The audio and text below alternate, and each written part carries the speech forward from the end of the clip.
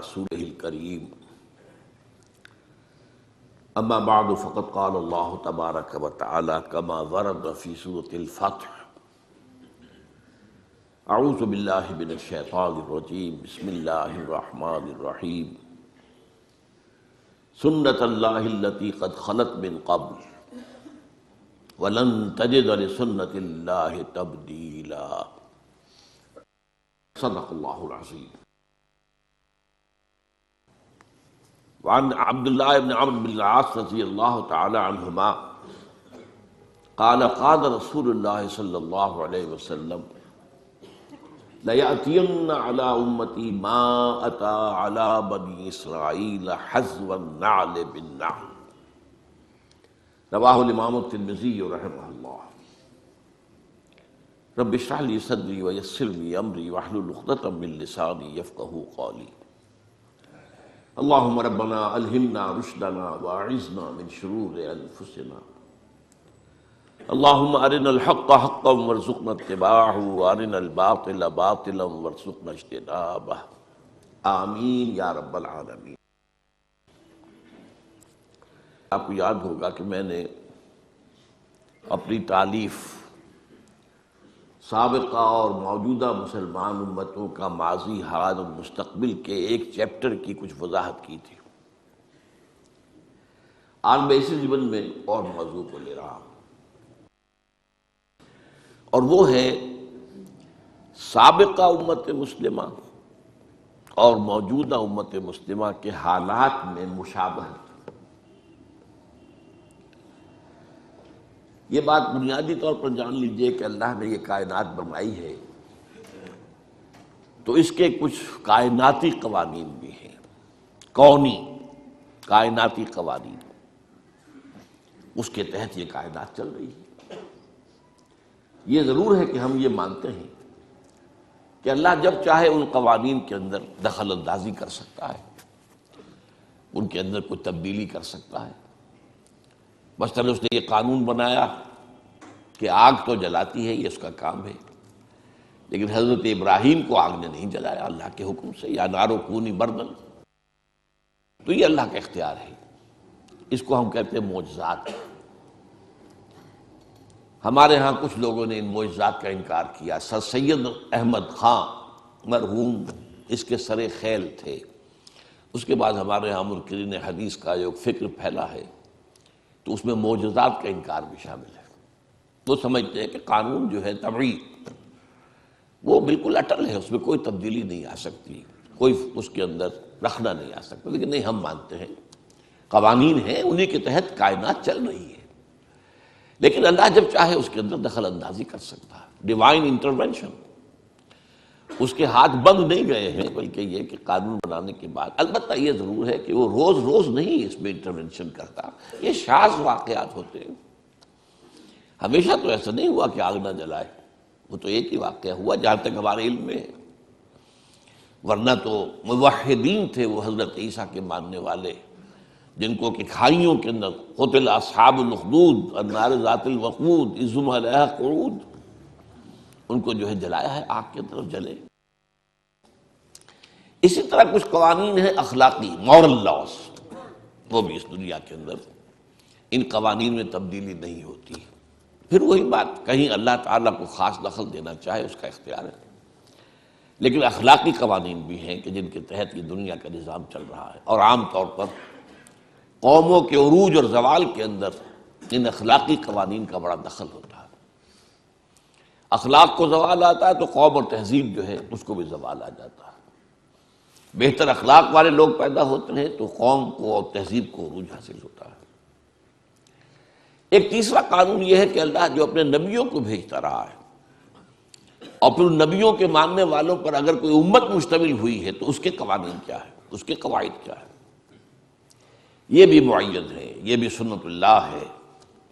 چنانچہ ہم دیکھتے ہیں کہ ایک تو وہ سلسلہ ہے جو قرآن مجید میں آتا ہے کہ ایک قانون کے تحت قوم نوح ہلاک کی گئی، قوم ہود ہلاک کی گئی، قوم صالح ہلاک کی گئی، قوم شعیب ہلاک، آل فرعون ہلاک کیے گئے، صدوم اور عامورہ کی بستیاں ہلاک کی گئی. یہ ایک ہے گویا کہ تاریخ اپنے آپ کو دہراتی رہی. اللہ نے رسول بھیجا، قوم نے رد کر دیا، اللہ نے عذاب بھیج دیا، پھر بھیجا، پھر قوم نے رد کر دیا، پھر عذاب، مختلف قوموں کا معاملہ ہوا۔ البتہ یہ کہ امتوں کا معاملہ جو ہے، اگرچہ ہم اصولاً تو یہ مانیں گے کہ امتیں بھی اور بہت سی ہوئی ہوں گی جن کا ذکر قرآن میں نہیں ہے، اس لیے کہ قرآن مجید میں یہ تو بات ہے کہ ہم نے ہر قوم کے لیے ایک ہادی بھیجا، وَلِكُلِّ قَوْمٍ ہاد، اور کوئی بستی ایسی نہیں ہے الا خلا فیہا نذیر کہ جس میں کوئی نہ کوئی خبردار کرنے والا نہ آیا ہو۔ اب ان میں ایسے بھی ہوں گے کہ جن قوموں نے ان کو تسلیم کیا، مان لیا اور ایک امت کی شکل اختیار کی، ان کی بھی تاریخ ہوگی، یہ قرآن مجید اس کو بیان نہیں کرتا، یہ اس کی حکمت ہے۔ قرآن کے پیش نظر تھے عرب، اور مقصد یہ تھا کہ ان عربوں سے ایک ایسی امت تیار ہو جائے جو پھر پوری دنیا میں اسلام کو پھیلا دے۔ اب اگر ایسی بات نہ ہوتی تو پھر پوری دنیا کی تاریخ پڑھائی جاتی عربوں کو، پہلے جغرافیہ پڑھائی جاتا، کہاں کہاں کون کون سی امتیں مسیح ہیں، کون کون سے رسول آئے ہیں۔ تو یہ تو ایک ریسرچ کا موضوع تو ہو سکتا ہے، ہدایت کے لیے ضروری نہیں ہے۔ ہدایت کے لیے کافی ہے کہ ایک خاص علاقے میں حضرت ابراہیم علیہ السلام کی نسل کی 2 شاخوں میں، بلکہ 3 کہہ دیجئے، جو انبیاء اور رسول آئے ان کے حالات بیان کر دیے گئے۔ یہی لوگ تھے جو جزیرہ نما عرب کے مختلف گوشوں میں آباد رہے، یا یہ جو آج کا شام کا علاقہ کہلاتا ہے اس میں آباد رہے، کچھ ان کا تعلق جو ہے مصر کے ساتھ جڑ جاتا ہے۔ باقی اس علاقے کا جو ہے یہ انبیاء کرام اور ان کی امتیں، اور ان میں یہ 2 امتیں جو ہیں ان کی بڑی اہمیت ہے۔ ایک امت موسیٰ علیہ السلام جنہیں کتاب دی گئی، شریعت دی گئی، تورات۔ ایک امت محمد صلی اللہ علیہ وسلم جس سے ہم وابستہ ہیں، ان کو ہمیں قرآن دیا گیا اور ہمارے رسول محمد صلی اللہ علیہ وسلم۔ اب ان میں سے جو پہلی امت ہے، ہمارے ذہنوں میں ان کا کوئی خاص تصور نہیں ہے، کوئی خاص دلچسپی بھی نہیں ہے۔ ویسے بھی ہماری عام بول چال میں یہودی تو گالی بن چکا ہے، تو اب یہودیوں کی تاریخ سے کیا دلچسپی ہوگی؟ ہم یہودیوں کے بارے میں کوئی اچھا خیال دل میں لا ہی نہیں سکتے، اس لیے کہ ان کی جو اسلام دشمنی ہے وہ اتنی طویل تاریخ اس کی ہے کہ واقعتاً مسلمانوں کے دلوں میں ان کے لیے کوئی گوشہ ہونا ممکن نہیں ہے، نرم گوشہ ممکن نہیں۔ یہ تو ایک فطری سی بات ہے، لیکن بہرحال تاریخ کو تو آپ نہیں جھٹلا سکتے۔ آپ نوٹ کیجئے کہ قرآن مجید کا 1/12 حصہ حضرت موسیٰ اور حضرت بنی اسرائیل کے ذکر پر مشتمل ہے، 550 آیات۔ مولانا حفظ الرحمن سہاروی رحمۃ اللہ علیہ نے جو قصص النبیین کتاب لکھی، اس میں ہر نبی سے متعلق جتنی آیات قرآن میں آئی ہیں ان کی تعداد بھی دے دی۔ 555 آیات حضرت موسیٰ اور بنی اسرائیل کی۔ تو اس سے اس کا اہمیت اندازہ کیجئے۔ وہ جو میں نے بارہا ایک شعر آپ کو سنایا ہے غالب کا کہ ریختہ کے ایک تم ہی استاد نہیں ہو غالب، کہتے ہیں اگلے زمانے میں کوئی میر بھی تھا، وہ بھی بڑا شاعر تھا۔ تو امت مسلمہ صرف ہم ہی نہیں ہے، ایک امت مسلمہ اور بھی تھی، بڑی عظیم تھی۔ میں اس کے بارے میں پچھلی مرتبہ بیان کر چکا ہوں۔ 4 دفعہ قرآن میں آیا ہے کہ ہم نے تمام جہان والوں پر فضیلت دی، کوئی معمولی بات تو نہیں۔ اور ان میں 1400 برس تک نبوت اس طرح جاری رہی ہے کہ کوئی وقت نہیں آیا جبکہ کوئی نبی نہ ہو۔ 1400 برس، اور یہ 1400 برس جو ہے ان کا آغاز بھی 2 نبیوں سے، اختتام بھی 2 نبیوں پر۔ آغاز موسیٰ اور ہارون سے علیہ السلام، اور اختتام عیسیٰ اور یحییٰ پر علیہ السلام۔ تو اندازہ کیجئے اس کو۔ پھر ایک اعتبار سے کہ یہ وہ قوم ہے، 3500 برس کی تاریخ جو ہے، آپ ذرا نوٹ کیجئے، 3500 برس کی تاریخ ان کی موجود ہے، مدون ہے، لکھی ہوئی ہے۔ اور کون سی قوم ہے دنیا کی جس کی تاریخ اس طرح مدون؟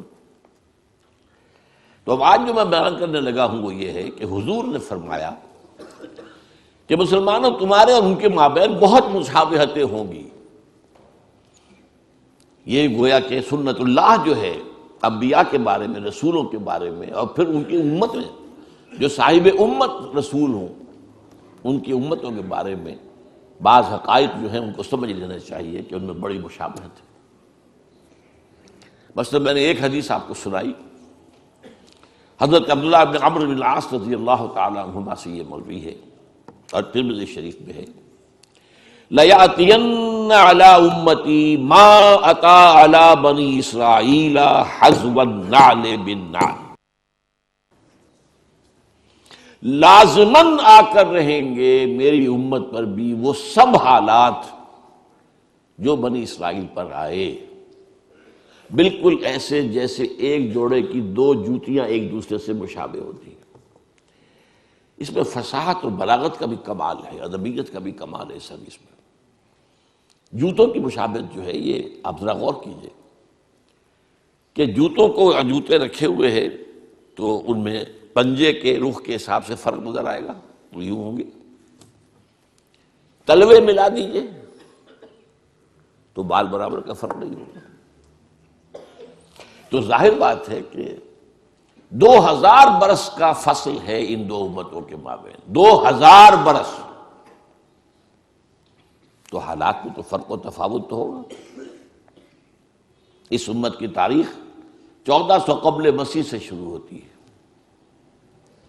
اور اس امت محمد کی تاریخ 600 بعد مسیح سے شروع ہوتی ہے، 1400 جمع 600 2000 سے۔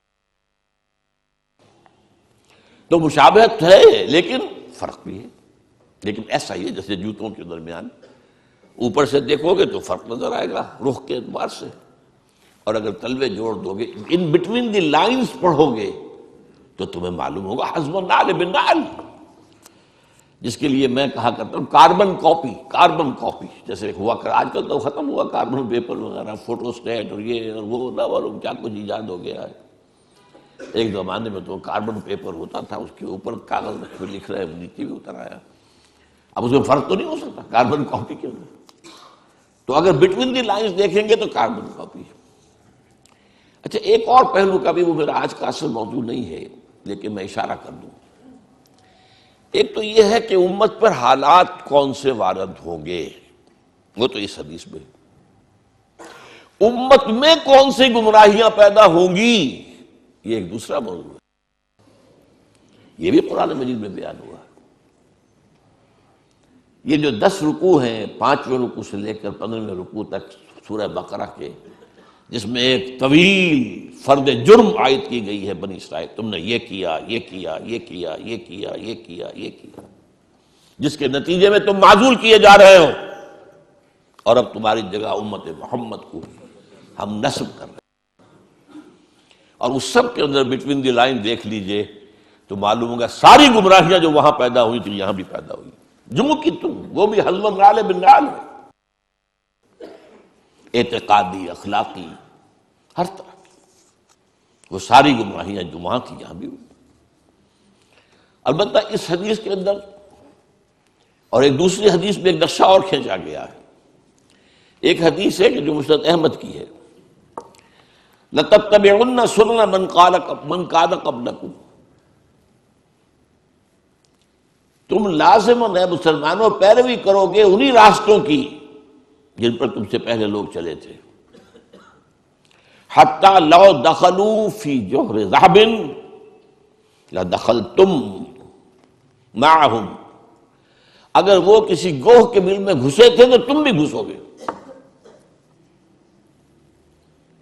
قالوا یا رسول اللہ ایہود والنصارى، حضور یہ کن کا ذکر کر رہے ہیں، ہم سے پہلے کون گزرے، کیا یہود اور نصرانی؟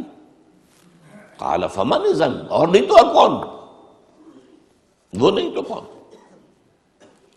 اور یہ دوسری حدیث کا میں نے ایک ٹکڑا آپ کو سنایا، لَيَأْتِيَنَّ عَلَىٰ أُمَّتِي مَا أَتَىٰ عَلَىٰ بَنِي إِسْرَائِيلَ حَزْوَ النَّعْلِ بِالنَّعْلِ، اس میں ایک اور سخت ترین بات کہی گئی ہے، حَتَّىٰ إِن كَانَ مِنْهُمْ مَنْ أَتَىٰ أُمَّهُ عَلَانِيَةً لَكَانَ فِي أُمَّتِي مَن يَصْنَعُ ذَلِكَ، ترمذی کی روایت۔ اگر اس سابقہ امت میں کوئی ایسا بد نصیب، بدبخت، شقی اٹھا جس نے اپنی ماں کے ساتھ علانیہ بدکاری کی، تو تم میں سے بھی لازماً کوئی نہ کوئی ایسا بدبخت اٹھے گا۔ یہ میں آپ کو بتا رہا ہوں، یہ جو کچھ قوانین ہیں ان قوانین کے تحت، جسے ہم کہتے ہیں تاریخ اپنے آپ کو دہراتی ہے۔ اب آج کا میرا اصل موضوع کیا ہے سابقہ امت کی تاریخ کا ایک سکیچ لیجئے اور اس میں دو ان پر عذاب کے بڑے سخت دور آئے، ان کا تذکرہ، اس کو کمپیئر کیجئے امت محمد کی تاریخ سے، اور اس میں بھی بعین ہی وہی دور، کاربن کاپی۔ ایک تیسرا دور اب شروع ہو رہا ہے، اس کا میں ذکر بعد میں کروں گا، وہ آج کا میرا موضوع نہیں ہے۔ حضور کی بعثت کے زمانے تک دو دور آ چکے تھے عروج کے، دو دور زوال کے یہود پر۔ اس کے بعد ایک تیسرا دور اس صدی کے، پچھلی صدی کے آغاز میں شروع ہوا عروج کا، جس کی شکل ہمیں نظر آ رہی اسرائیل، اور جیسے ڈنکے کی چوٹ وہ کھڑا ہے، اور جس طریقے سے جو چاہتا ہے فلسطینیوں کے ساتھ کر رہا ہے، یہ طاقت اس کی۔ بہرحال وہ آج کا موضوع نہیں۔ اب ایک نقشہ ذہن میں جمائیے، دیکھیے اگرچہ بنی اسرائیل کی تاریخ ایک قوم کی حیثیت سے وہ 1800 قبل مسیح سے شروع ہو گئی تھی۔ قوم کیا ہوتی ہے؟ ایک باپ کی نسل، حضرت اسرائیل یعنی حضرت یعقوب، ان کے 12 بیٹے، یہ بنی اسرائیل۔ یہ آباد تھے فلسطین میں، پھر حضرت یوسف کا جو واقعہ ہوا اس کی بنا پر یہ منتقل ہو گئے مصر میں، کئی سو برس وہاں رہے، لیکن یہ قوم تو تھے، ابھی امت نہیں تھے۔ امت بنے ہیں 1400 قبل مسیح میں، جبکہ انہیں تورات دی گئی، کتاب کے ساتھ ہوتا ہے معاملہ۔ وَلَقَدْ آتَيْنَا مُوسَى الْكِتَابَ وَجَعَلْنَاهُ هُدًى لِبَنِي اسرائیل۔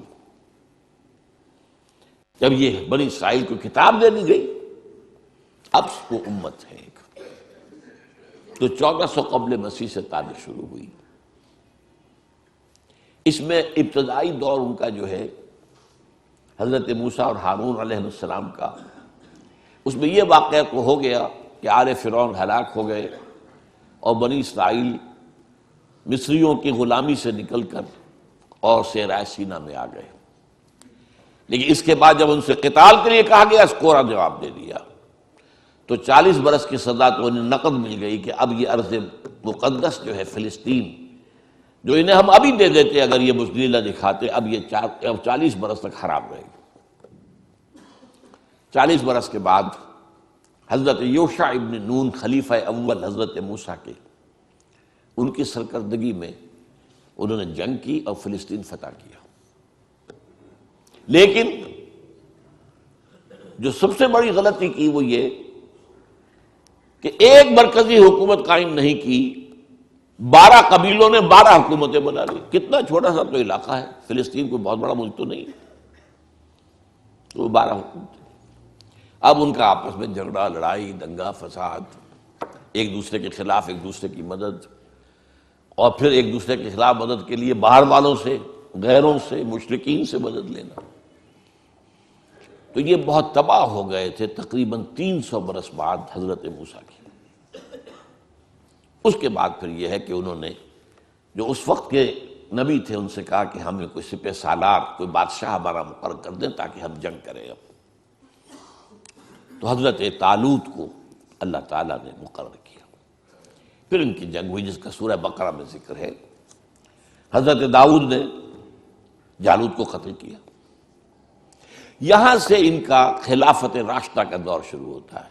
یعنی نوٹ کیجئے، ہماری خلافت راشدہ حضور کے دور کے ساتھ متصل ہے، ان کی خلافت راشدہ اور ان کے دور نبوت کے درمیان 300 برس کا فاصل ہے۔ پہلا فرق نوٹ کر لیجیے۔ لیکن مشابہت کا حال کیا ہے؟ ہمارے ہاں بھی 3 خلافتیں متفق علیہ چلی، ابو بکر، عمر، عثمان۔ حضرت علی کی خلافت پہ اختلاف ہو گئے،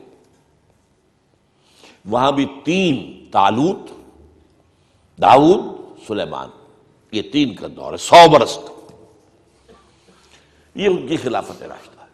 اس کے بعد تقسیم ہو گئی، حضرت سلیمان کے بعد اب یہ 2 سلطنتیں بن گئی۔ ایک شمالی تھی چھوٹی، اسرائیل اس کا نام تھا، سامرا اس کا دارالخلافہ۔ ایک جنوبی بڑی تھی، یہودا، یروشلم اس کا صدر مقام تھا۔ بہرحال یہ دونوں حکومتیں کچھ دور چلی، پھر زوال اخلاقی آیا، اخلاقی زوال، اعتقادی زوال، عملی زوال۔ اس کے نتیجے میں اللہ کا عذاب نمبر 1۔ یہ جو دور ہے خلافت راشدہ ان کا، یہ 1000 قبل مسیح سے 900 قبل مسیح تک ہے۔ یہ الٹی گنتی چلے گی نا، ابھی قبل مسیح چل رہی ہے، ورنہ تو ہم 900 کے بعد 1000 آنا چاہیے نا، یہ 1000 پہلے آیا ہے، 900 بعد میں آیا ہے۔ لیکن اس کے بعد 700 قبل مسیح میں اشیریوں نے حملہ کیا، وہ شمال سے آئے، سیریا کا ملک جو ہے شمال میں، سلطنت اسرائیل ختم ہو گئی، قتل ہوئے، بے شمار مارے گئے۔ لیکن یہ یہودا کی سلطنت باقی رہی۔ تقریباً 200 سال بعد 587 قبل مسیح میں یہ بھی برباد ہو۔ نبوکڈنضر مشرق سے آیا، نوٹ کر لیجئے، اسیرین شمال سے آئے تھے، نبوکڈنضر یہ نمرود تھا، نمرود، یہ جو عراق کے بادشاہ تھے یہ نمرود کہلاتے تھے، نماردہ، جیسے مصر کے فراعنہ یہ نماردہ، تو نبوکڈنضر، بخت نصر اس کو کہتے ہیں اردو میں۔ اور حضرت سلیمان نے جو معبد بنایا تھا، جو مسجد بنائی تھی، وہ اسے ٹیمپل کہہ دیتے ہیں، ہم تو مسجد کہیں گے، حضرت سلیمان کی بنائی ہوئی چیز، اس کو اس نے مسمار کیا، لاکھوں یہودیوں کو قتل کیا، لاکھوں کو قیدی بنا کر لے گیا بیبیلونیا، عراق میں۔ وہاں جا کر وہ جیسے کہ باڑے بنا دیے جاتے ہیں بکریوں کے، ان باڑے بنا دیے گئے، ان کے اندر ڈال دیا گیا۔ یہ تباہی اور بربادی زبردست تھی جس کا قرآن مجید میں ذکر کیا گیا۔ ہیکل سلیمانی کی ایک اینٹ بھی سلامت نہیں رہی، اور ایک انسان بھی زندہ نہیں بچا، یا قتل اور یا کیپٹیو بنا کر کیپٹیوٹی میں لے جاتے۔ اسی زمانے میں حضرت عزیر کا واقعہ ہوتا ہے۔ وہ آئے، انہوں نے دیکھا اس بستی کو، کوئی متنفس نہیں، کوئی سلامت نہیں، تو کہہ بیٹھے کیف یحیی اللہ ھذہ بعد موتھا، اللہ اس بستی کو اب دوبارہ کیسے آباد کرے گا؟ یہ گویا کہ ایک طرح سے ایک شک کی بات تھی نا، جیسے حضرت ابراہیم نے بھی کہا تھا رب ارنی کیف تحیی الموتیٰ، مجھے دکھا دے تم کس طرح زندہ کرے گا مردوں کو۔ اللہ نے 100 سال کے لیے انہیں سلا دیا، بلکہ موت طاری کر دی۔ اماتہ اللہ 100 عام، پھر انہیں اٹھایا۔ اس 100 سال میں انقلاب آ گیا تھا عراق میں، ایران میں ایک زبردست شہنشاہ کھڑا ہوا، سائرس کیخورس ذوالقرنین، اس نے عراق پر حملہ کیا اور ان کو اجازت دے جاؤ تم اپنے شہر کو جاؤ، اپنے ملک میں جاؤ، اور اس کے بیٹے داریس نے بہت مدد بھی کی، پیسے بھی بہت دیے، ساز و سامان بھی دیا، جاؤ آباد ہو جاؤ تم فلسطین میں۔ یہ واپس آئے۔ یہ ہے کوئی 100-150 برس کا عرصہ کیپٹیوٹی کے اندر گزرا۔ اسی کے دوران 100 برس حضرت عزیر، ان پر اللہ نے موت طاری کیے رکھی۔ اب وہ آپ جاگے ادھر سے، اب ان کا واپس آنا شروع ہوا، تو ان میں پھر حضرت عزیر علیہ السلام نے توبہ کی منادی کی، ریپینٹ ریپینٹ، توبہ کرو، رجوع کرو، پلٹو اللہ کی جناب میں۔ انہوں نے اس کو لبیک کہا، اس دعوت کو، تو اللہ نے ان کو پھر ایک عروج دیا۔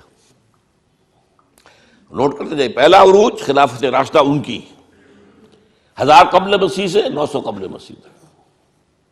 اب یہ جو زوال کا زمانہ ہے، ظاہر بات ہے قوموں کا زوال بھی 2-4 سال کی بات تو نہیں ہوتی نا، وہ تو صدیوں کا معاملہ ہوتا ہے، اوپر ابھرنے میں بھی صدیاں لگتی ہیں، گرنے میں بھی کوئی ایک دن میں تو نہیں گر جاتا۔ لیکن اس کے بعد ان کے اندر جو ایک روح دوبارہ بیدار ہو گئی، ایمان، اخلاق صالحہ، عقائد درست، توحید، تو اللہ نے پھر انہیں دوبارہ عروج دیا۔ مکابی سلطنت قائم ہوئی، جو بہت بڑی سلطنت تھی، حضرت سلیمان کی سلطنت سے زیادہ بڑی تھی زمین رقبہ کے اعتبار سے۔ حضرت سلیمان کو اللہ نے جو حکومت دی تھی وہ تو کسی اور کو دی نہیں، کہ ہوا پر بھی حکم چلتا تھا اور جنات پر بھی، اور وہ پرندوں کی بولی بھی سمجھتے تھے۔ یہ بات تو وہ ہے جس کے بارے میں قرآن میں ہے، انہوں نے دعا کی تھی اللہ مجھے وہ حکومت عطا کیجو جو کسی اور کو نہ دے دو، اللہ نے ان کی بات مانی۔ لیکن رقبہ زمینی جو ہے مکابی سلطنت کا حضرت سلیمان کی سلطنت سے بھی زیادہ تھا۔ تو تو یہ دوسرا عروج ہو گیا ان کا۔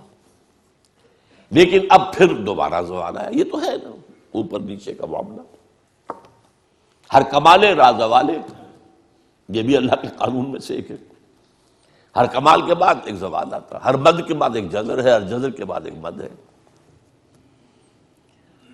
اب جو ان کے اندر زوال آیا تو اب ان پر جو عذاب کے کوڑے پڑے ہیں، پہلے یونان سے نکلا سکندر اعظم، رونتا ہوا چلا گیا، وہ تو پھر جلدی مر گیا۔ سلیوکس اس کا جو سالار تھا، اس نے یہ حکومت قائم کی، انہیں رگڑا اچھی طرح۔ یونانی ختم ہوئے تو رومی آ گئے، رومیوں نے رگڑا ان کو۔ یہ رومیوں کا اقتدار کا زمانہ تھا جب حضرت مسیح بھیجے گئے ان میں، اقتدار ان کا تھا، اگرچہ لوکل انہوں نے ایک حکومت یہودیوں کی قائم کر رکھی تھی۔ جیسے ہمارے ہاں انگریز کے دور میں یہ ریاست بھاولپور ہے، نواب بھاولپور بیٹھے، تو وہ کوئی اختیار تو ان کا نہیں ہوتا تھا، وہ تو ریزیڈنٹ انگریز بیٹھا ہوا ہے، وہ سارے معاملات تو وہ کنٹرول کرتے تھے۔ یہ ایسے ہی راج جو ہے راجا مہاراجا نواب، تو اصل حکومت تو انگریز کی تھی۔ تو یہ رومنز کی حکومت کے تحت جو ہے ان کا ایک لوکل نظام تھا، مذہبی نظام بھی تھا۔ سین ہیڈرن ان کا ایک بہت بڑا ادارہ تھا جس میں ان کے بڑے بڑے ربائی بیٹھے ہوتے تھے، فیصلے کرتے تھے۔ لیکن یہ ہے کہ حضرت مسیح جب آئے علیہ الصلوۃ والسلام، ان کو انہوں نے رد کیا، نہ صرف رد کیا، انہیں ولد الزنا قرار دیا، انہیں جادوگر قرار دیا، ان کو کافر اور مرتد قرار دیا، واجب القتل قرار دیا۔ آخری سلوک جو کسی رسول سے کسی امت نے کیا ہو کبھی، میں نہیں سمجھتا کہ اس کے آس پاس کا کوئی معاملہ کسی رسول کے ساتھ ہوا۔ سین ہیڈرن جو تھا ان کا، انہوں نے فیصلہ کیا یہ واجب القتل ہے، لیکن ایگزیکیوٹ نہیں کر سکتے تھے، خود نہیں کر سکتے تھے۔ وہ جو پائلیٹس پونٹس بیٹھا ہوا تھا گورنر، وہ کر سکتا تھا۔ اس سے کہا گیا اسے سولی چڑھاؤ، اس نے کہا ہمارے علم میں تو اس کا کوئی جرم ہے نہیں، کیسے سولی چڑھا دیں؟ آخر رومن امپائر قانون کے اوپر چلنے والی تھی۔ کہ نہیں، یہ ہمارا معاملہ ہے، ہمارا حکم ہے، ہمارے سین ہیڈرن کا فتویٰ ہے، ہمارے بڑے بڑے جو مفتی بیٹھے ہوئے ان کا فتویٰ ہے۔ تو یہ الفاظ آتے ہیں انجیل کے اندر کہ اس نے تشلا منگایا پانی کا، اس میں ہاتھ دھوئے اور کہا I wash my hands of the blood of Jesus. دیکھو میں تو اپنے ہاتھ دھو رہا ہوں، اس یسوع مسیح کے خون کے پلانے میں میرا کوئی ہاتھ نہیں ہے۔ You will be responsible. ان کا ہاں ہم سب لیتے ہیں اپنے اوپر گناہ، اس کا لیتے ہیں، ہم لیتے ہیں، اگر کوئی گناہ ہے تو ہم پر ہے اور ہماری اولاد پر ہے۔ اتفاق سے اسی ہفتے جو آیا ہے نیوز ویک، اس میں ایک مضمون ہے، یہ جو قانون جو ان کا معاملہ تھا یہ ان کے ہاں طے شدہ رہا ہمیشہ عیسائیوں کے ہاں کہ یہودیوں نے قتل کیا ہمارے جو بھی وہ خدا کا بیٹا جسے کہتے ہیں، خدا ہی کہتے ہیں۔ لہذا یہودیوں کی سخت دشمنی تھی، سخت نفرت تھی، انہیں بری طریقے سے جو ہے وہ کچلتے تھے، قتل بھی کرتے تھے، قتل عام بھی کرتے تھے، یہ سب کچھ ہوتا رہا۔ لیکن 1965 میں جو مر گیا ہے پوپ، اس نے کہا کہ نہیں، ان یہودیوں پر وہ جو ہے مسیح کے خون کا کوئی ذمہ داری ان پر نہیں ہے۔ تو اس کے خلاف کچھ ان کے جو ہے جو بشپس ہیں انہوں نے بغاوت کی کہ یہ غلط ہے، یہ کیسے تم نے بدل دیا معاملہ، یہ بائبل میں لکھا ہوا ہے، 1965 برس کے بعد تمہیں یاد آیا ہے۔ بہرحال وہ ایک بہت اچھی ایک بحث ہے جو اس میں آئی ہے، تو وہ میں نے کہا ہے کہ اس کو ہم شائع کریں میثاق میں، تاکہ اس میں ندائے خلافت میں آپ کو اس کی معلومات حاصل ہو۔ بہرحال انہوں نے بس پڑھتے تو سولی پر چڑھا دیا۔ اللہ نے کیا کیا یہ چھوڑ دیجیے، کیا کیا اللہ نے؟ اٹھایا، زندہ اٹھایا۔ اس کی جگہ پر کون ہوا ہے؟ کروسیفکشن تو ہوئی ہے، کس کی ہوئی ہے؟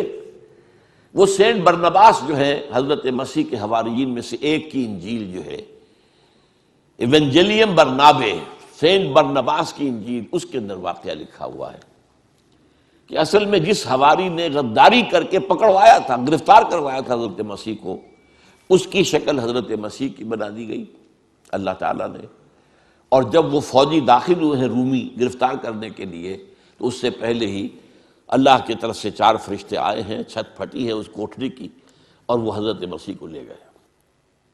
اب یہ گھبرایا ہوا باہر نکلا تو بقیہ جو حواری تھے وہاں ان کے اے ہمارے استاد، اے ہمارے آقا، بس وہ رومنز نے سمجھا یہی ہے، اس کو پکڑا اور وہ ہے جو سولی چڑھا ہے۔ یہ ہے، ہمارے ہاں نہیں ہے، یہ نہ قرآن میں ہے، نہ حدیث کی کسی کتاب میں ہے، نہ میرے علم کی حد تک کسی تفسیر میں ہے۔ یہ تو پچھلی صدی میں پوپ کی لائبریری سے برآمد ہوئی، اس لیے کہ آپ کو معلوم ہونا چاہیے کہ انجیلیں سینکڑوں تھی تعداد میں، 300 انجیلیں تھیں، ان میں سے 4 سلیکٹ کی انہوں نے کہ یہ ہمارے ہاں کینونیکل کہلائیں گی، قانونی مستند انجیلیں 4 ہیں، متی کی ہے، مارک کی ہے، لوک کی ہے، جان کی ہے، 4 ہیں۔ تو گویا کہ 296 تو اپوکریفل کہلاتی ہیں، غیر قانونی غیر مستند انجیلیں موجود ہیں۔ ان میں سے ایک انجیل ہے برنباس کی۔ اب وہ مانتے ہیں کہ ہاں برنباس حضرت مسیح کے حواریوں میں سے ایک تھے، یہ مانتے ہیں، لیکن انجیل کو نہیں مانتے۔ وہ کہہ رہے ہیں کسی مسلمان نے لکھی، مسلمان نے لکھی ہوتی تو مسلمانوں کے علم میں ہوتی، مفسرین نے کئی حوالے دیے ہوتے۔ قرآن مجید میں یہ تو ہے اللہ نے اٹھا لیا، کب اٹھایا، کس وقت اٹھایا، کیسے اٹھایا، یہ قرآن میں نہیں ہے۔ عقیدہ ہمارا ہے اللہ نے زندہ اٹھایا ہے، وہ دوبارہ آئیں گے، ان پر موت وارد نہیں ہوئی۔ بہرحال وہ تو معاملہ ختم ہوا، اس کو سولی دے دی گئی۔ اس کے بعد حضرت مسیح علیہ السلام کے رفع سماوی کے 40 برس بعد سن 70 عیسوی میں اب عذاب کا دوسرا کوڑ آیا زبردست۔ انہوں نے کچھ بغاوت کی تھی، ان کے ہاں ایک انڈر گراؤنڈ موومنٹ چل رہی تھی رومیوں کے خلاف، زیلوٹس کہلاتے تھے، زیلوٹس۔ انہوں نے بغاوت کی۔ ٹائٹس رومی جنرل نے پھر جو ان کو 1,33,000 یہودی ایک دن میں قتل کیا یروشلم میں،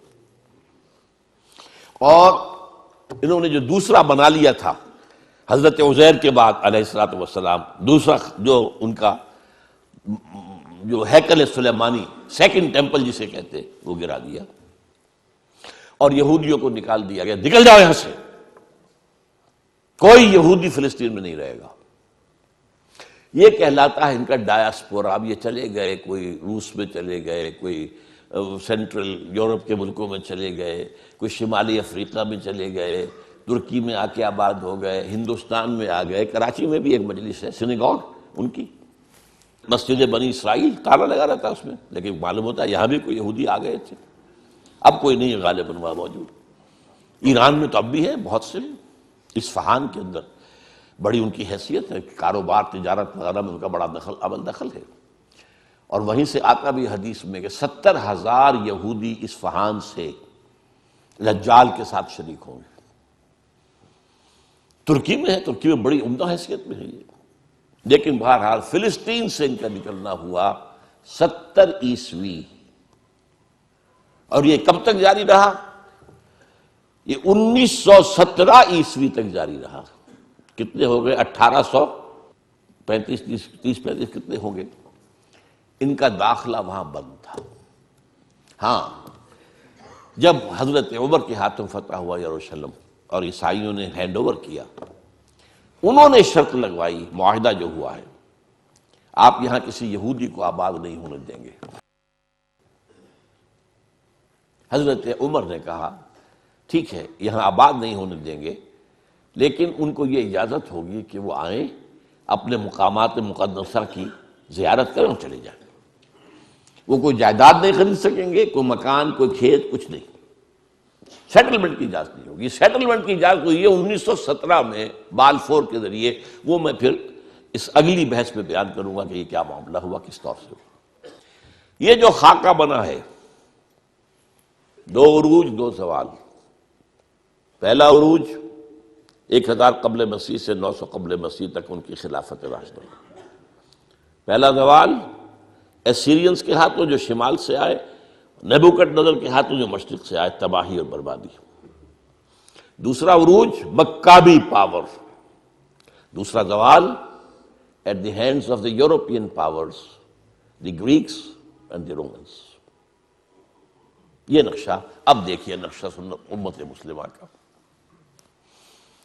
امت مسلمہ کا پہلا عروج عربوں کی زیر قیادت، حضور عرب، خلافت خلفائے راشدین عرب، بنو امیہ عرب، بنو عباس عرب، یہ عربوں کے زیر اثر. اور عباسی حکومت بہت زبردست حکومت تھی، اس میں کوئی شک نہیں. خلافت راشدہ تو ہماری 4 ہی کی ہے، ابو بکر، عمر، عثمان، علی، اور میں 5واں شامل کرتا ہوں حضرت حسن. اور اس کے بعد بھی عام طور پر 5واں لوگ لیتے ہیں، عمر بن عبدالعزیز، میں کہتا ہوں وہ 6 ہیں، ٹھیک ہے. لیکن مسلمان تو ترقی کرتے چلے گئے نا، خلافت ختم ہوئی ہے، ملوکیت آئی ہے، مسلمانوں کا اقتدار تو بڑھتا چلا گیا. عباسی دور کس قدر وسیع ہونا.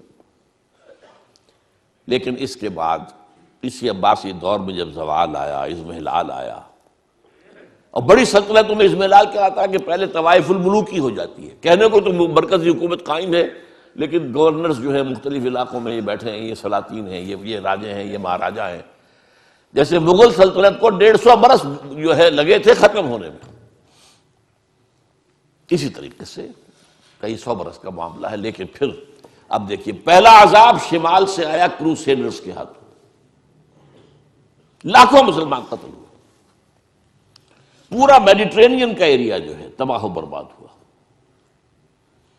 ہمارے ہاتھ سے یروشلم نکل گیا 1099 عیسوی میں، اور 1187 تک رہا عیسائیوں کے پاس.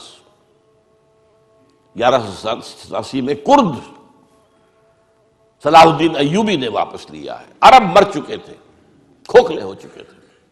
کھونے والے عرب تھے، واپس لینے والے عرب نہیں تھے، کرد تھے. آگے ایک کاربن کاپی آ گئی، شمال سے اسیرینز، شمال سے کروسیڈرز، مشرق. اس کے بعد اگلا آیا مشرق سے دی تاتاری ہورڈز،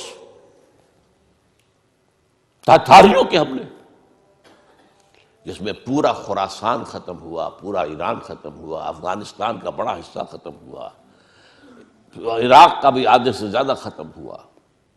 اور آخری خلیفہ جو تھا بنو عباس کا، اس کو بحل میں سے کھینچ کر نکالا گیا اور ایک جانور کی کھال میں لپیٹ کر ڈال دیا گیا راستے میں، اور گھوڑے دوڑا دیے گئے. That was the end of the Abbasid power. Or that was the end of the Arab leadership of the Muslim Ummah. یہ 2 سال اس سے پہلے اور 200 سال اس کے بعد، یہ وہ دور ہے گراوٹ کا، پستی کا. اس کے بعد اب جو وہاں ہوا تھا یہاں بھی ہوا. عجیب بات ہے، جن تاتاریوں نے کروڑوں مسلمانوں کو مارا وہ اسلام لے آئے. اب ان کے ہاتھوں، ان کے ذریعے سے امت مسلمہ، مسلمانوں کو عروج کا دوسرا دور آیا. فرق یہ ہے کہ کوئی مرکزی حکومت تو ایک قائم نہیں ہوئی، لیکن یہ سارے جو ہے آپ گن جائیے، ترکان تیموری، یہ مغل امپائر ان انڈیا، ترکان صفوی آف ایران، ترکان سلجوقی آف مڈل ایسٹ، ترکان عثمانی، ان کی جو حکومت قائم ہوئی ہے وہ تو رومن امپائر کی یوں سمجھیے کہ طرح کی حکومت تھی کہ 3 بر اعظموں پر مشرقی یورپ کا کتنا بڑا حصہ تھا، کتنا بڑا حصہ تھا.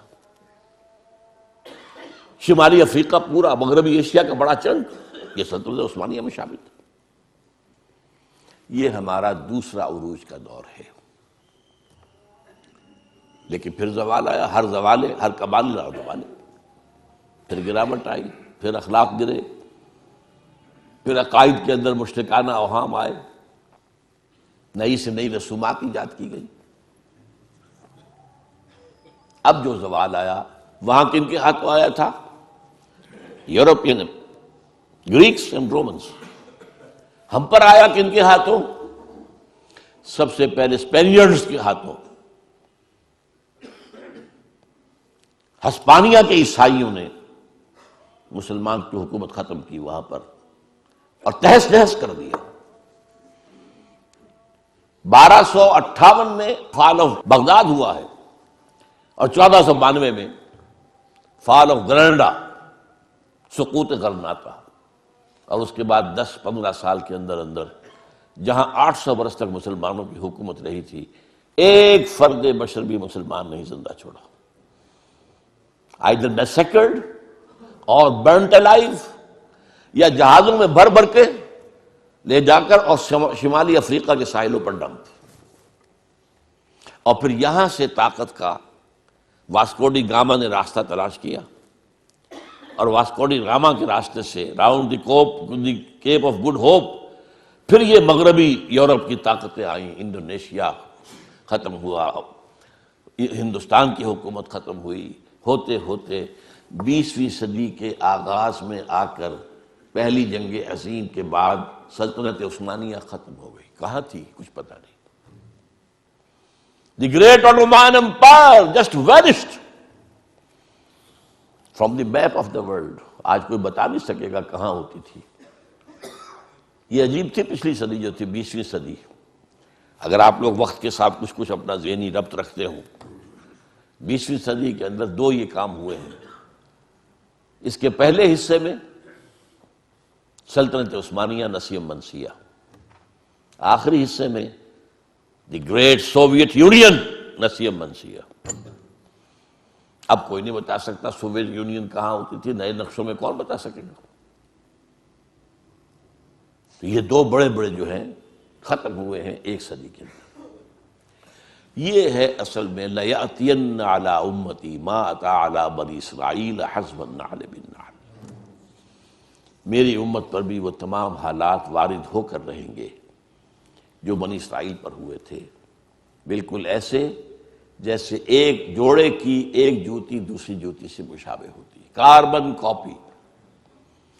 یہ ہے 2 امتوں کا معاملہ۔ یہ تھوڑی سی جو گفتگو میری ہے اس کتاب میں میں نے اس کو ذرا اب اگر آپ اس کو پڑھیں گے تو آپ کے ذہن نشین ہوتی جائے گی، ہر چیز وہ نقشہ آپ کے ذہن میں بن جائے گا۔ یہ 3000 برس کی تاریخ بنی اسرائیل کی، کیونکہ میں نے جو کہا تھا 3400 یا 3500 برس، وہ شروع کی ان کی قومی تاریخ بھی شامل کی تھی، ورنہ یہ کہ 2000 برس ان کے ہیں امت کی حیثیت سے حضور کی آمد تک 2000 سال، 1400 قبل مسیح سے 600 بعد مسیح۔ بہرحال حضور